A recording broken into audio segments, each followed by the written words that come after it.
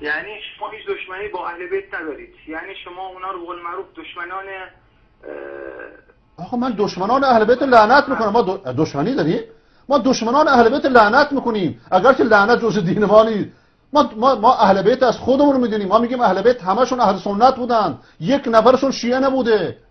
یک نفر از اهل بیت، از امام علی علیه السلام تا امام حسن عسکری، یک نفرشون عقیده شیعیان رو نداشته، نه به امامت معتقد بوده، نه به اسمت، نه به ولایت. همه اون چرا که شیعه داشت امروزه داره اهل بیت نداشتن. حاضرم این موضوع رو با هر مرجعی از مراجع شیعه مناظره بکنم. هیچ کدوم از اهل بیت پیغمبر از امام علی تا امام حسن عسکری علیه السلام عقیده شیعیان رو نداشتن. دشمنی با اونها آقا ما چطور ممکنه باشون دشمنی داشته باشیم که بر نماز برشون درود میفرستیم؟ لیکن شیعه معنی اهل بیت رو تحریف کرده، همچون که معنی بقیه دین رو تحریف کرده. اهل بیت 12 نفر نیستن، اهل بیت فقط 16 نفر نیستن، اهل بیت 14 معصوم نیستن، اهل بیت همه اهل بیت پیغمبرن. یک رحمت وسیع رو تنگ کردن، یک دریا رو جویبار کردن، یک تحریفه. ما مکلفیم اهل بیت رو دوست داشته باشیم، مکلفیم بر اونها بر نماز درود بفرستیم. چرا؟ به خاطر محمد علیه السلام، نه به خاطر جمال رویشون.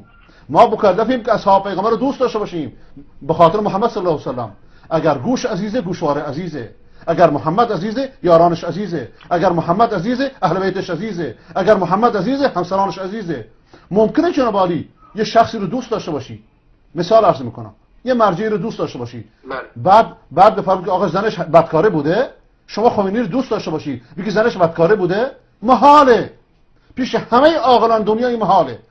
آقا بله درسته. خب امروز شیعه همین کارو میکنه. شیعه امروز با پیغمبر چه صورت؟ کل شیعه؟ نه کل شیعه نه. کل شیعه اگر بگم کل شیعه جنایته. امروز بسیاری از رهبران شیعه، بسیاری از علمای شیعه، اکثریت علمای شیعه همین کارو میکنن. اینه که بعد از عایشه میگن، اینه که بعد از حفصه میگن، اینایی که کتاب می‌نویسن که عایشه فاحشه، بعضن البته همه اینجوری نیستن. خب امروز این عقاید در میان شیعه جز متواتراته.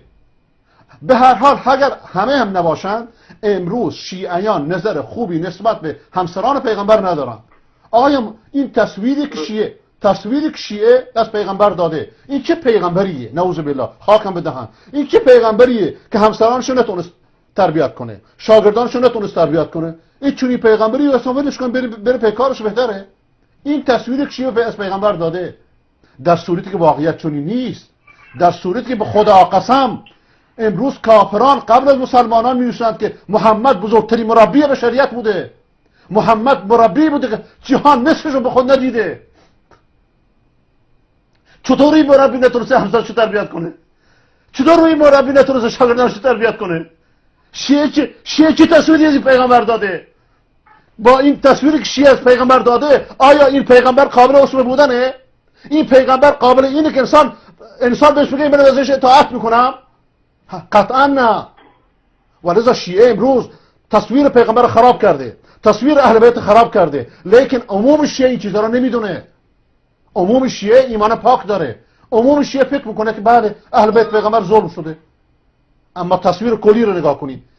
امروز آیا یک نفر شیعه هست که به اسم همسران پیغمبر، همچنان که علی، همچنان که حسن، همچنان که حسین، همچنان که جعفر صادق، این کار دختران خوشون اسمشون عایشه میذارن، یه شیعه میذاره؟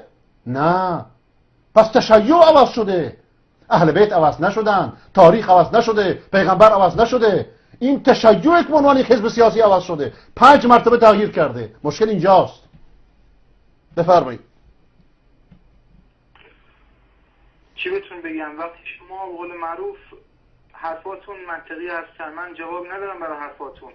ولی چیزی که میمونه، یعنی ما در کشوری زندگی کردیم، در کشوری زندگی میکنیم که نه کتابی داریم، نه عالمی داریم، نه چیزی داریم که این حرفا رو به ما برسونه. تو یعنی مثلا 2-3 سال دیگه، 2-3 سالی که گذشته. عزیز من، اگر شما این حرفو قبل از این میزدید عذر داشتید. اگر این حرفو قبل از 5-6 سال میزدید شاید عذری داشتید. امروز دنیا یک قریه شده. امروز کافران فوج مسلمان میشن. شیعه امروز حق نداره این حرفو بزنه. امروز اینترنت در خونه شماست، تلویزیون در خونه شماست. فقط کافیه اون کینه ای را که ملایان شیعه بین سنی و شیعه گذاشتن کنار بذارید، با عنوان یک انسان آزاد فکر کنید. شما اصلا فکر کنید شیعه نیستی، سنی نیستی، اصلا مسلمان نیستی، یک انسان آزادی. به خدا قسم یه لحظه فکر کنی خدا به طرف خودت تو رو میکشه. با این انصافی که من در شما سراغ دارم، امروز کتاب آزاد میتونی با یک فیلتر شکن صدها کتاب پیدا کنی. یه فیلتر شکن بردار برو سایت عقیده، 1000 خورده کتاب هست که همش در ایران ممنوعه.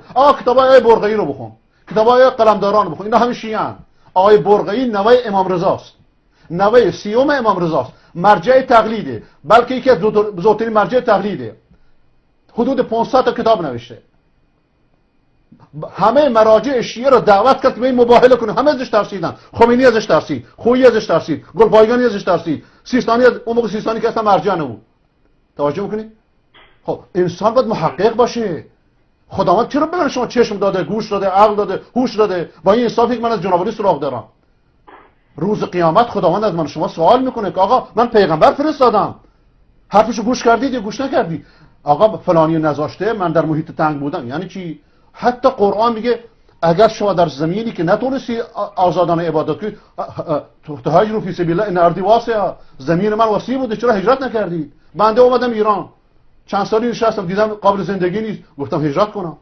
درست در هجرت سخته، ولی ببین خدا را چه نعمتی داد. زمین خدا واسعه. مهم اینه که انسان به حقیقت برسه، مهم اینه که به عشق خودش برسه، مهم اینه که به خدای خودش برسه، مهم اینه که وجدانش راحت باشه، مهم اینه که به جنت بره، مهم اینه که به بهشت بره. این مهمه. بفرمایید.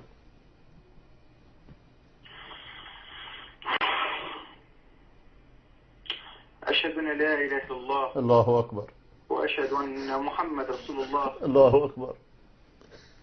لا اله الا الله محمد رسول الله. لا اله.